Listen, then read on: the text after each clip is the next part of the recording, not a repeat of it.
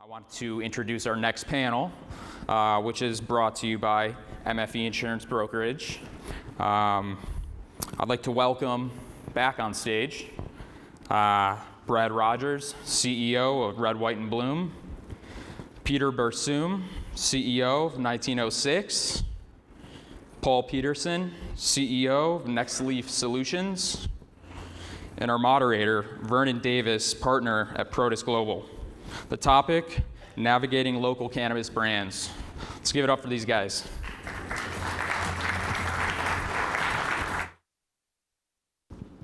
I'm Vern Davis.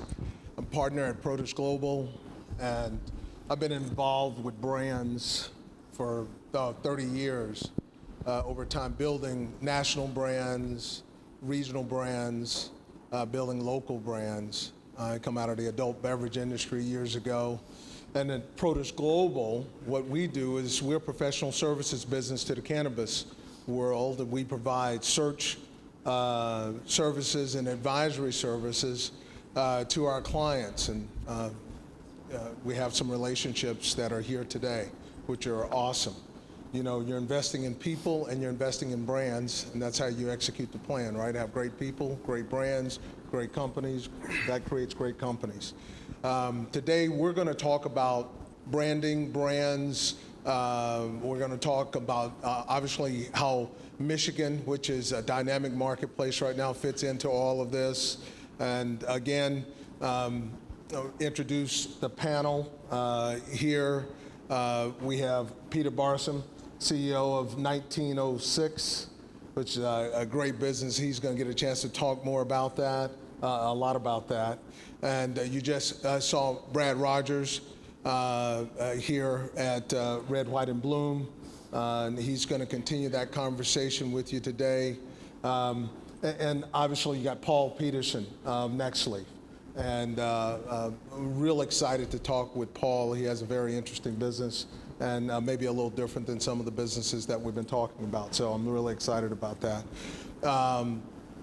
That's great. So why don't we start with you, Peter, and just talk about 1906. Introduce the audience to 1906. Sure. Thank you. 1906 is one of the leading cannabis edibles brands, located right now in Colorado and expanding out to Massachusetts, Michigan, Illinois, and Ohio. And what makes 1906 unique is the fact that we're focused squarely on the consumer segment that we call high-functioning adults, people for whom cannabis could be a potential alternative to alcohol or pharmaceuticals. And we started the company with an insight of a problem. And let me start with a question. How many people here have ever had a bad experience with edibles or know somebody who's had a bad experience with edibles? Yeah, pretty much the entire room. And so our thesis is that most of the current edibles market doesn't really work for mainstream consumers, and that most of the market suffers from three major problems. Number one is that products taste bad, they have a strong hashy flavor, poor quality ingredients. Number two is that you have no idea how it's going to make you feel. And our belief is that people use cannabis not to get high, but in order to feel a particular way, that there's a specific functional benefit that they're looking for, whether it be relief from pain, help sleep, anxiety, and that third, that there's a long delay between ingestion and activation time. And that those three factors, it tastes bad, I have no idea how it's going to make me feel, I don't know when it's going to hit me, how long it's going to last, and when it stops, really creates a market that only serves people who either really need to or want to get very stoned. And for the rest of us who don't have 6 hours to have a date with an edible, the market doesn't work. So we founded 1906 on that promise, that for people like us in this room who are high-functioning adults, we need products that taste good, that deliver a very specific effect. And I'm a New Yorker, and my motto is impatience is a virtue, that are fast-acting as well. So that's the background and the story behind 1906. Thank you. Thanks, Peter. Why don't we go over to Paul, since Brad has had 30 minutes earlier today. So our company, Nextleaf Solutions, is a technology company that has been focused over the last 2.5 years of developing intellectual property around the extraction, purification, and formulation of cannabinoids. And our claim to fame, we recently became the first publicly traded company to have multiple issued U.S. patents around extraction, purification on an industrial scale. Very proud of the fact that we've been able to beat big alcohol, big pharma, and all the big business that's starting to come into Canada now, obviously due to our laws and being federally legal for cannabis. And for us, we aren't building our own brands. We think that that intellectual property around taking biomass and put it into a form that can then be standardized in the manufacturing process creates a lot of value for our downstream customers, and those are businesses that want to build brands and build distribution in whatever jurisdiction that they operate in. So that's really our focus, is to empower the CPG-based companies. Oh, that's great. That's great. And we're going to ask, thank you for that, Paul. And we're going to ask Brad to have a conversation with us about Red, White, and Bloom also. But Paul, I noticed something about Brad. He has hair. It's a wig. I didn't get the memo. You're supposed to cut that off last night. Come on. He's Brad's bringing some diversity to the panel here. Looks like. So. Come on. Go ahead, Brad. So, sorry, what was your question? I'm thinking about my hair now. How did you get your hair?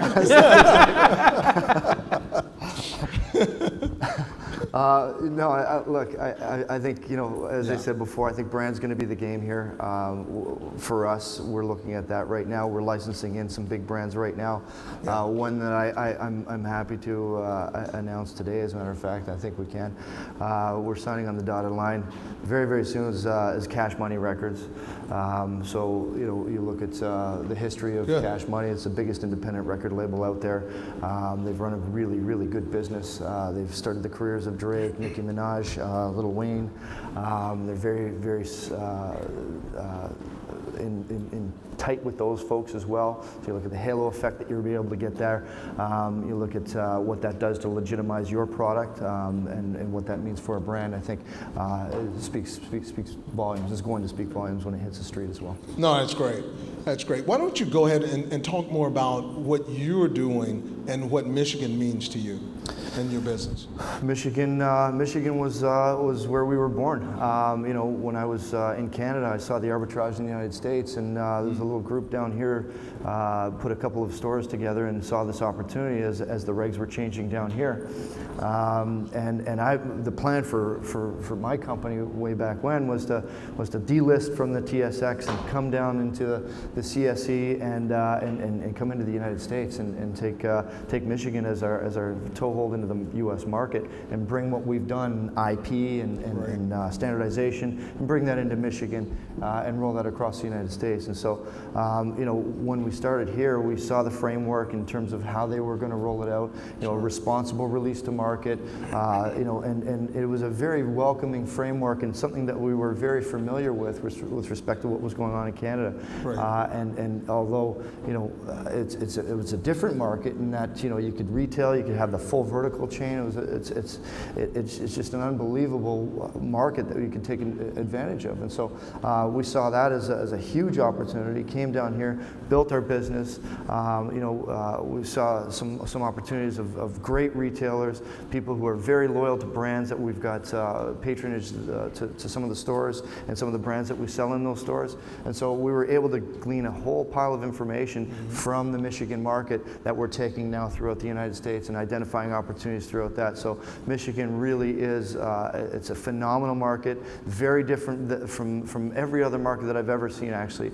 It's almost, the familiarity of the patronage there is crazy. It's people come in almost every day. It's like buying a coffee for them. It's a real transactional, real friendly environment. So it's really happy to see that model and sort of try and replicate that throughout America. I think that's a great. Man, that's great. No, that's a good story, and it's good good to see the investments you guys are making in this state. In Yeah, Michigan. yeah, no, and you know, Kevin was talking about CSR as well, corporate social responsibility. We're big on that. You know, we're giving back right now. We're doing some inner city things, building some basketball courts and donating some cities as well with respect to infrastructure. So we're very happy to take part in that as well and give back. So that's not just one aspect of our business. It's just not the retail. It's also giving back. That's great. That's awesome. You have some real interesting things going on in 1906, Peter. So tell me about branding in a crowded marketplace, and what does branding mean to you and your business? Yeah. Fundamentally, we think about a brand nothing more than a promise. It's a promise to a consumer. What is this product going to do for me, and why should I buy that product? And a successful brand delivers on that promise. Well, it makes it clear what that promise is, delivers on that promise. If you look at classic brands, the promise of Nike is that you'll be a better athlete, even if you're not really an athlete, by using their products. The promise of 1906 is around that functionality, that cannabis can be safe, accessible, and that you ought to have pleasure in your life. Our 6 experiences that we have kind of focus on the core things that people either use cannabis or other substances for. So we have a line for energy called Go, we have chill for relaxation and anxiety, bliss for happiness, midnight for sleep, Genius, which is our latest product that's coming out for cognitive focus, and then love for arousal and sexual health for both men and women. So it's very clear from both the naming and what the promise is of what that delivers. And so it's more, we often think about brands as, okay, what's the label, what's the package? I really think of it as it's all of that in terms of what the promise is that the consumer is. And then secondly, as we've seen, there's also often what consumers want is what's the mission of the company as well. Not just kind of the brand and the product, but what's the mission? And 1906 is the name that comes from the year that the Wiley Act was passed, which effectively started the era of prohibition of cannabis. And our mission is to bring cannabis back to its pre-prohibition status and highlight the failed century of the war on drugs, particularly on communities that have been most negatively impacted. So as Brad said, that social mission is a big part of who we are and what we do. We've made a commitment that 10% of our net revenues go back to our communities in the form of 5% of our revenues go back in terms of research, and 5% go back in terms of the communities that we operate in. And in particular, we're really proud of a program called Grow Cannabis that we've developed, which stands for Generating Real Opportunities for Work in Cannabis. Much of the industry and press focuses on what the color or the diversity is of the license holders are. And while that's an important element in what the composition of the industry is, there's an equally important element is what's the composition of the workforce as well. This industry will be creating tens of thousands of new jobs. And those who have been most affected by the war on drugs are those who have been formerly incarcerated individuals. And so we've committed $500,000 to start up a program that will actually provide 2 months of fully paid training for individuals who have been formerly incarcerated for drug offenses. And then after that, they'll be teamed up with Vangst, which is one of the large staffing agencies, in order to get jobs in the industry. And so that's one of the ways in which we're giving back to those people who've been most directly impacted by the unfortunate prohibition of cannabis over the last 100+ years. No, that's great. That's much needed, and I think that is well directed. Paul, let's talk about, Peter really talked about the promise of the brand and the deliverable of the brand, and he takes us through the mission of each one of his products here. How does your business enhance that, affect that, and how do you define that marketing? Yeah, no, great question. Yeah. I think first and foremost, we always look at brands as more than just a label on the the outside of the package. It's what's inside the package that really counts. And I think if you look at great brands, consumer brands, PepsiCo, Budweiser, they all have one thing in common. Doesn't matter what country you go to, what's in the package is standardized. It's the same in any jurisdiction, right? They've got a formula, and that formula formulation is used when these products are manufactured. That's the challenge in cannabis, and the challenge is, especially when you're dealing with the herbal form, it's almost impossible to have a standardized experience for the consumer. For us, we're only focused on manufacturing oil-based products. And for us, we're not focused on developing our own brand, so we take a little bit of a different approach in the sense that we really believe in partnerships and not trying to do it all. I think cannabis is a very unique industry in the sense that you hear a lot of talk around vertical integration. And say this a lot. PepsiCo doesn't grow its own sugar cane, doesn't have its own stores. They do one thing, and they do one thing better than anybody else, and that's branding and distribution of their formula. And so that's really our mandate as a business is that we want to be the absolute best in developing and owning intellectual property that goes into producing at scale oil-based products that can then be manufactured into whatever formula our clients want to take to market. And we really believe that we can empower some of the great CPG brands that will ultimately come into the cannabis industry, whether that's through CBD-based products or THC-based products. We think that, the other thing that people forget, and I think Canada is a great example of this, we legalized cannabis federally in 2013.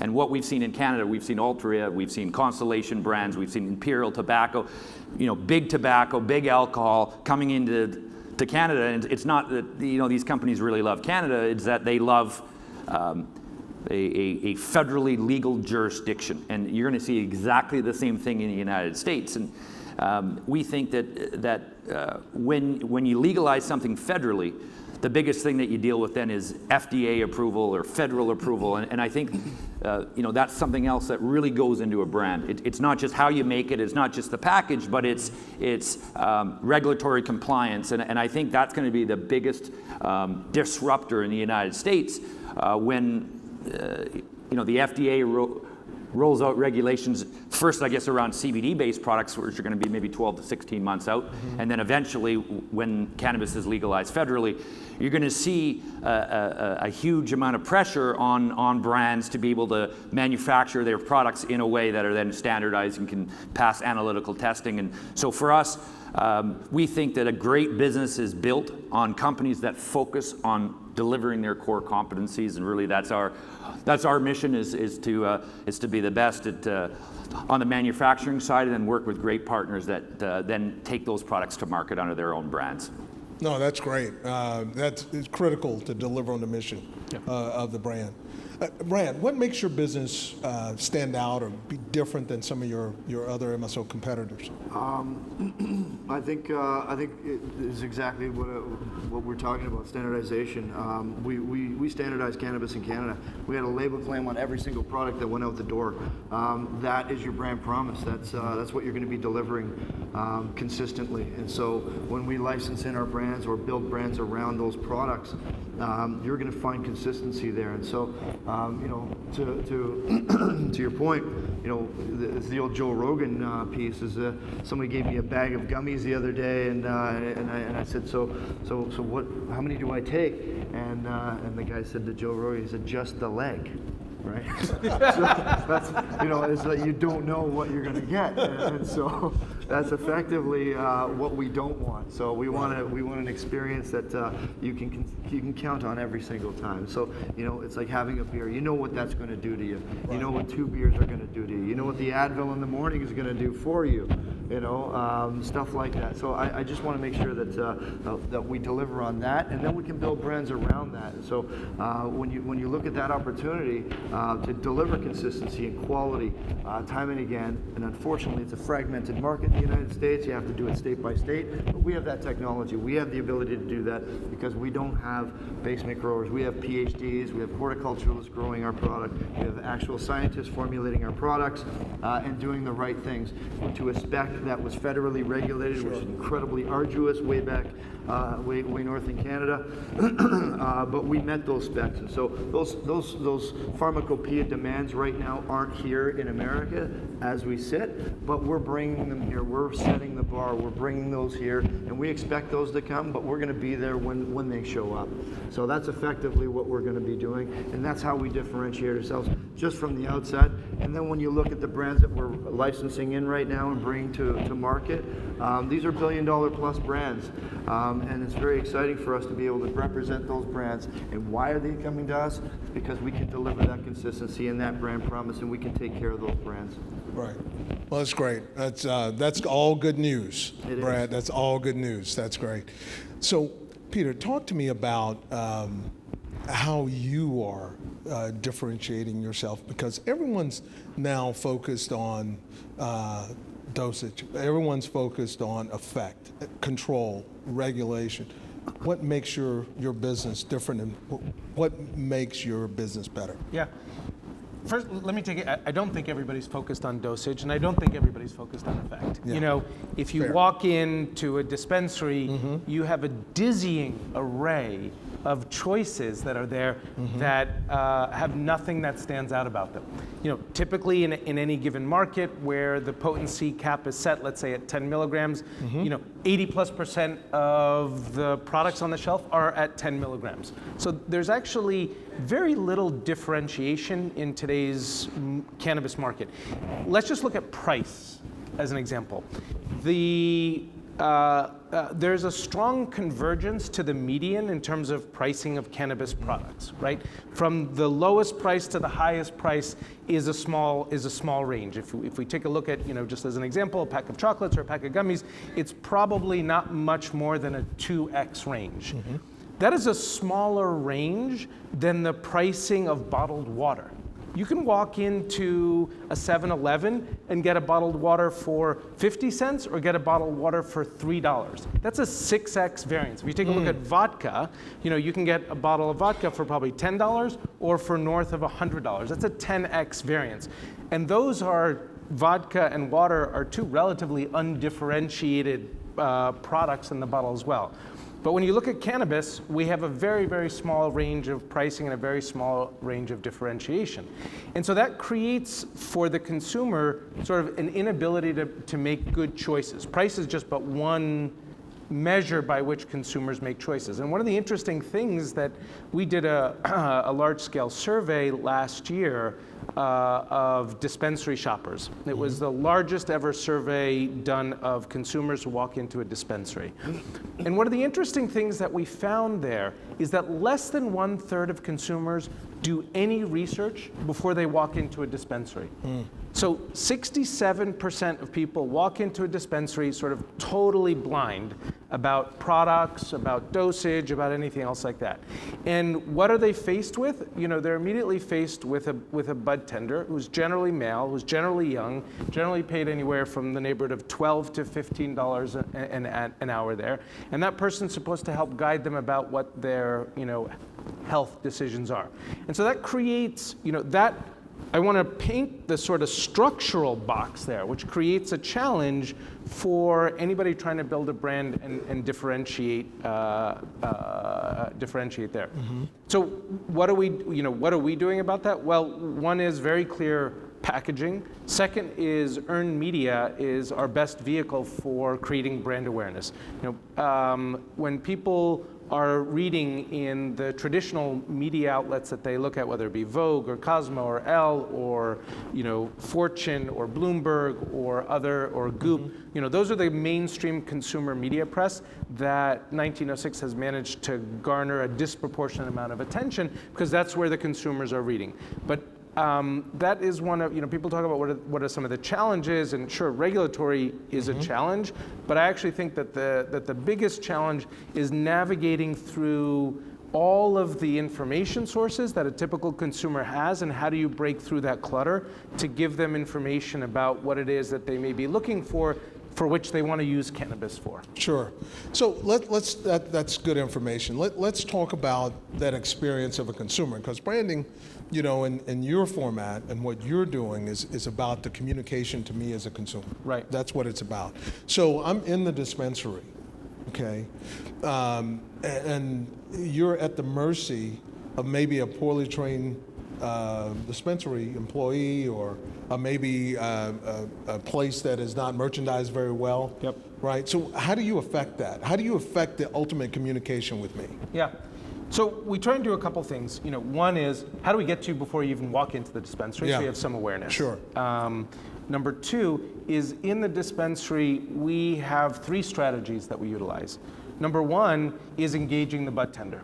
And how do we turn those bud tenders into evangelists for our brand and our product? And that involves education, that involves a lot of sampling, that involves swag, that involves being present. And we bring about 50 dispensary staff every single week into our facility for tours of our facility, so they can see where the products are made as well.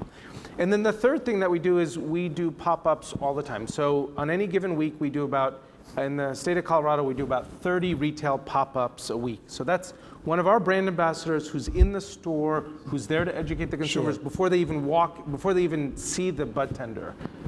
My point is that there's no easy solution. You got to do a lot. Right. Because it is a very it's very challenging as a consumer. When I remember the first time I walked into a dispensary, and it's like, I don't even know, what to see, what to look at, how to make a decision. And I think the dispensary format, by and large, is pretty lousy in terms of as a customer experience, right? If you look at it, you walk in, what's the first thing you have to do when you walk into a dispensary? You got to check your ID. Who likes to take their ID out, to somebody? Because that's a first sign of rejection, right? I'm taking my ID out. What is the risk that can happen there? Well, they're gonna reject me, right? There's no experience that I could think of where you take your ID out and it's a pleasant experience. Whether going through TSA or anything else like that. Sure. So that creates an unnerving kind of anxiety. Then the second thing you do is you're forced immediately to talk to somebody you don't know. Like in that sort of pharmacy counter model. I don't know who this person is. I may be having trouble sleeping. I may be having trouble with sex. I may be having a lot of anxiety. A lot of very personal issues. And here I am supposed to reveal to this total stranger who may or may not look anything at all like me, right? I've got to tell them some of my most, challenging issues that I have, for which I showed up here to have cannabis. Because by the time you got to the dispensary, you've gone through a whole host of other things that you've tried that probably haven't worked for you. Sure. And I've been suffering from insomnia for 15 years or so. And so that whole environment is nothing but anxiety causing. And so what do you want to do? You want to get the hell out of there as quickly as possible, typically, for a consumer. I think we probably all had those experiences, man. I tell you. Paul, I want to go back to you and have you talk a little bit about your journey to how you got to Nextleaf, right? How you got there and creating the cannabis oils in Canada and that whole piece. Why don't you give us a quick story about that? Yeah, so I got involved in the industry. I guess in 2013, I was involved with, I worked for the first legal producer in Canada, a company called Peace Naturals, and we were acquired 2016 by Kronos Group. And I think from that experience, we were the first to get an extraction license and really seeing where things were going. When we left the company, we said, let's start a company and only focus on extraction and manufacturing. Let's forget about cultivation. Let's forget about branding and retail. Let's take a really narrow focus on this industry. And found some guys that had been doing molecular distillation with cannabinoids. They were clients of my fiance out in Vancouver. She's a cannabis lawyer, and these are guys like citizen scientists that were in my opinion, back in 2016, years ahead of all these, $100 million cannabis companies and what they were doing on extraction. And so we filed 24 patents around what these guys had been doing, and really that has been our focus is the intellectual property side, which I think in Canada we have a huge advantage. While cannabis is federally legal in the United States, I think it's been challenging for entrepreneurs to get intellectual property granted, and so for us, we've been very aggressive on the IP front and the U.S. patent filing front, and we think that this is sort of a land grab right now, in the sense that because of cannabis prohibition for all these years, there's so little prior, as they call it, prior art in cannabis terms. But again, the focus has really been on the technology, and then again empowering brands for through our downstream customer base, and really being that kind of manufacturing hub for their products. No, that's great. That's a good story. I love that story. Now, as Brad promised you all when he was up here talking about RWB, and that we'll have a chance to ask some questions. So we got a couple minutes. Why don't we get some questions from the audience to see if there's some things that you guys want to know that we didn't cover up here in the short 30 minutes that we were up here today. We'd love to get your questions. Please. I have a question for Peter. Okay. I am a parole officer with the state of Michigan. There you go. I'm a parole officer with the state of Michigan. I'm interested in your Give Back program, in which you offer job opportunities for individuals who've been incarcerated. How can I follow up and get additional information regarding that? Yep, come up and see me, and happy to talk to you more about it in detail. Thank you. Thank you. Great question.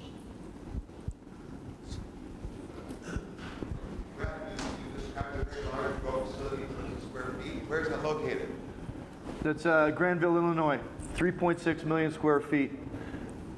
We've got it's 80 acres under glass, and it's a phenomenal facility. It's already been vendor vetted by Walmart, Target, Costco, Kroger's, Walgreens, etc. So we have those vendor relationships as well right now. So that's going to be a great conversation to say this premium product is going into your formulations. Peter, you spoke about the experience that you don't want when you go into a dispensary, but are there any that are doing it right that serve as a model to aspire to? Yeah, I think I think there are some that are. I think we have, what we're seeing is sort of two different markets. In the markets that were traditionally medical markets and dispensaries that converted from medical to adult use, I'd say those dispensaries have typically retained that kind of model that I talk about.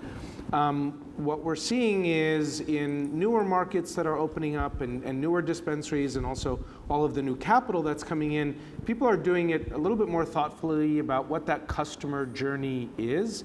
Because if you look at it prior to this, all you had to do was just have weed and you sold it and you made money, right? You didn't have to be very thoughtful or do much at all. It's just, what do you have? Weed. Right. Okay, great.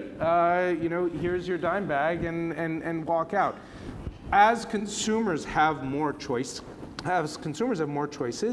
and also as the demographic of the cannabis consumer is shifting to be more female, and particularly also more senior, which is the 60-plus segment is the fastest growing segment of cannabis consumers. Those consumers are going to demand more, and there are going to be players, like 1906, that will deliver a much better customer experience in that shopping experience. And it won't be as simple as, well, all I need to do is just have a license, have a storefront that says buy weed, and I'll be successful. So I think that we will be continuing to see more and more innovations in that customer experience, but it's still a long way to go. It's good. More questions? This guy in the back. Gentleman in the back. Hi, thanks a lot. Do you guys have any insight into what's going on with the world of display advertising online? The world of, In terms of, Google's made it real difficult for cannabis right. Yeah. to participate, and coming from CPG into this new world. What kind of things are you looking at? Display advertising Yeah. in cannabis. I think my opinion is, you're going to continue to see issues with Google and Facebook and all these display ads online until cannabis is federally legal. And if you believe what I believe, I think we're 2025 in the United States until that happens. And I just think that's inevitable when you're in an industry that's federally illegal. Unfortunately, these big companies are going to kind of follow what the federal government is saying and what's on the books.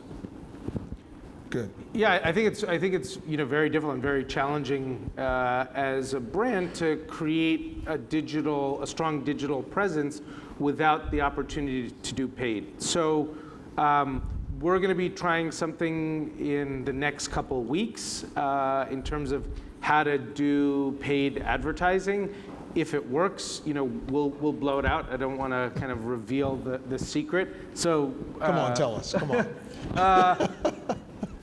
Well, kind of tempted to, but kind of not so, because it could totally flop. So we're gonna. I mean, I think there are things to try, and it forces you to be innovative. And we're gonna try some stuff out using not 1906, but I'll give you a little hint. I mean, what is the number one or the number two things that people like on social media? It's pets. So we're going to be trying a couple things with using animals as spokespeople for our brand, spokes dogs and spokes cats for our brand as a way to do paid. So yeah, I'll let you know how that goes. That's fun. That is fun. Yes, ma'am. My name is Christina Montague, and I own here on View a medical marijuana dispensary in Ann Arbor. And my biggest concern is that it's so hard being an African-American woman to get through the door to get my business financed. I want to open a recreational, I want to open up a grow, and I want to open up a process. And I'm serious. I went through a whole bunch to get my medical marijuana license. And I just want to be treated fairly. I heard somebody earlier say, oh, just come on in. And I have so many ideas and so much. And I had so many other African American women who are up here and can't get that foot in the door. I started this business, I refinanced my house, took my 401k, and I've done it. But I want to be treated fairly, and I want the opportunities that the white males and the Chaldeans get when they come in the door. I want that type of service. And you can look at, I have no debt. I've been paying as I go. I want to just offer a round of applause for how far you've absolutely. come. This is not an easy business for anybody, in particular for women of color who, for which the number of dispensary owners and operators we can probably fit into on this stage across the country. So you're raising an absolutely important point, and I think one of the biggest problems that we have in the rollout of legalization of cannabis is that we haven't done more to not just award licenses, but provide a far greater infrastructure to support women of color and other small business owners in order to be able to stand up a legitimate business in this industry. We've licenses trading for $20 to $100 million, a piece of paper, right? Which is, in my views, egregious, and we're not reinvesting that back in order to support business owners like yourself to get your business up and running. So thank you for sharing your story with us. Thank you. That was a great question and a great answer, Vern. I think we're going to stop it here and get back on track, if you don't mind. So I really want to thank this panel. It was a fantastic one. We went a little bit over, lots of great questions. Let's go ahead and welcome the next panel up, if you don't mind. Thank you all. It's great. It's a great question.